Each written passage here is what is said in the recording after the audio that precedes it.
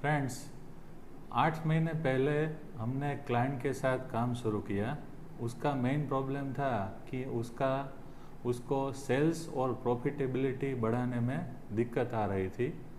तो जब हमने उसको पूछा कि वो अपने कस्टमर को कितने दिन की क्रेडिट देता है, तो उसने बताया कि वो 30 डेज़ की क्रेडिट देता है और उसका प्रॉफिट मार्जिन यानी ग्रोस मार्जिन उसका 15% था और मेजॉरिटी ऑफ द कस्टमर 30 या 45 डेज़ में उसको पेमेंट दे देते थे।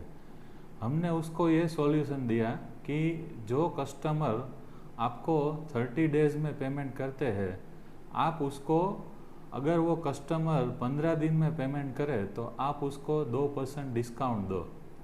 तो जब उन्होंने ये स्कीम इम्प्लीमेंट की तो कुछ ही महीनों में मेजॉरिटी यानी मोर देन 80% कस्टमर उसको 15 दिन में पेमेंट देने लगे और उसका जो कस्टमर का जो टर्नओवर है वो भी उसका इंक्रीज़ हो गया।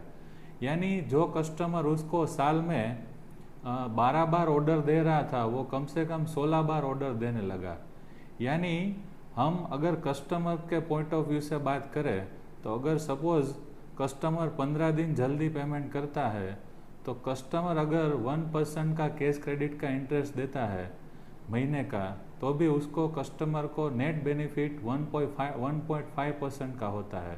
यानी 2% के डिस्काउंट में से हम 0.5% उसका कैश क्रेडिट का इंटरेस्ट माइनस करें तो 1.5% कस्टमर का बेनिफिट पर मंथ हुआ और कस्टमर उसको 12 बार की जगह 16 बार ऑर्डर देने लगा। यानी पहले जो कस्टमर का टोटल रिटर्न ऑन इन्वेस्टमेंट था 15% मार्जिन मल्टीप्लाइड बाय 12 यानी 180% ROI था, वह अब उसका 208% हो गया।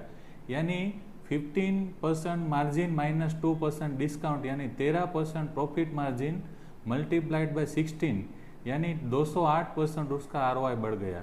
Now friends, check for the same for your business. Thank you.